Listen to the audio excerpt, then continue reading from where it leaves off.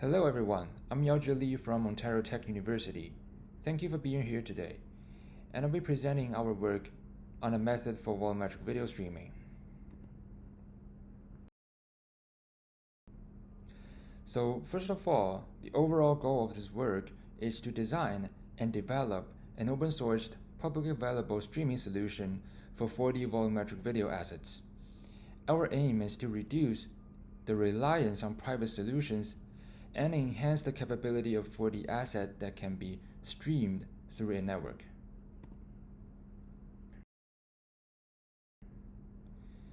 So as the video games and the streaming industries have grown significantly in the last decade, platforms like YouTube and Netflix are incredibly popular, and recent advancements in spatial computing technologies like Apple Vision Pro and Meta Quest are pushing the boundaries of immersive experience. Given this technology advancement, 2D videos on a flat screen do not deliver the immersive experience that VR or AR technology can provide. VR headsets can create a 3D illusion of depth, enhancing the immersive experience. However, traditional video lacks the degrees of freedom. You can't move around or interact with the environment as you would in real life. To create truly immersive VR experience, we need high-quality 3D animated models, which can provide 6 degrees of freedom.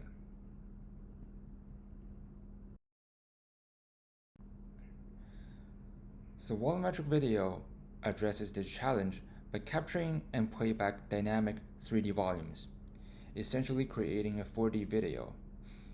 And unlike traditional videos, volumetric video uses multiple sensors to record a single view from various angles, producing textured 3D models for each frame. However, the raw data of volumetric video is super large, and a private format makes the video streaming even more challenging. So here, our project aims to improve user experience by streaming volumetric video between devices over a network, and also to address the compatibility and performance issues. There's only a limited amount of research on volumetric video streaming, and most existing solutions are hard to replicate. We also aim to create an easy-to-understand, easy-to-replicate framework and make it publicly available. This will benefit various fields such as serious game, medical education, and effective studies, where volumetric video is essential. So here, several studies have inspired our work. One used the Dash server to store and stream video data, but required massive computational power and only offered limited freedom. Another study divided point clouds into smaller pieces for more efficient streaming, but still requires significant amount of computational resources. The third study encoded volumetric video into an MP4 file, but used proprietary formats and complex systems. And all of these studies somehow employed private and complex systems, which could make the replication even more difficult. But our framework aims to be open and accessible to eventually address these limitations and challenges.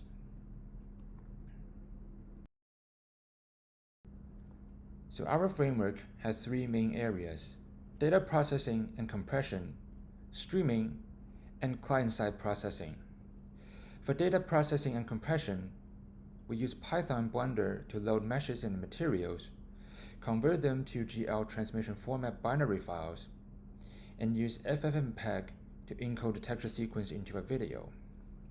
The streaming part is built on a server-client setup using Flask for the server, and the client is made by Unity. So on the client side, it uses Unity Web Request to download the stream, and it uses GLTFast to parse the mesh data. We use Unity's built-in video player to handle texture projection and the frame control. And finally, combining all these elements allows us to display volumetric video smoothly with low latency in a 6DoF virtual environment.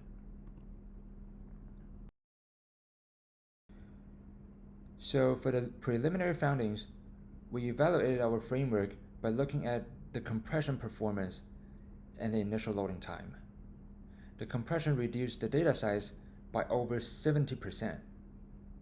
In the 10 test trials, the average loading time for local playback was 120 milliseconds, while our streaming framework took 270 milliseconds, and there is only a 150 milliseconds difference, which is barely noticeable.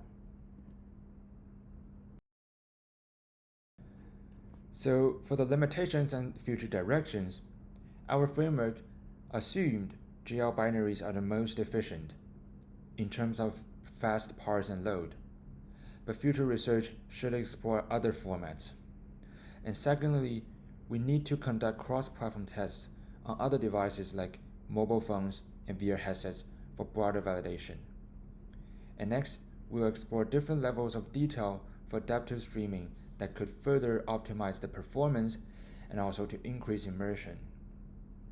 Our future work could also involve combining multiple frames into a single chunk to improve processing efficiency. And our aim will be always to keep the framework as easy as possible to make it fairly simple to replicate.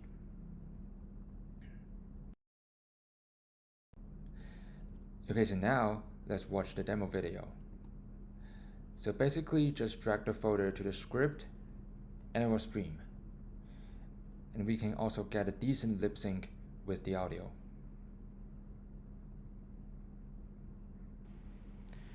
Nature's first green is gold, her hardest hue to hold.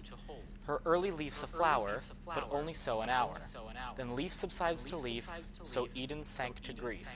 So dawn goes down today, nothing gold can stay.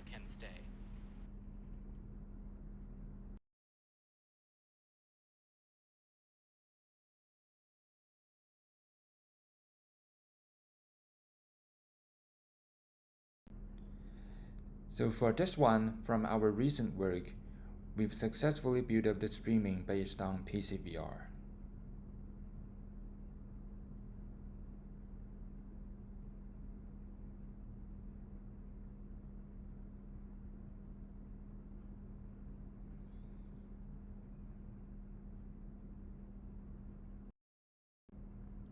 So that's our presentation. Thanks for listening.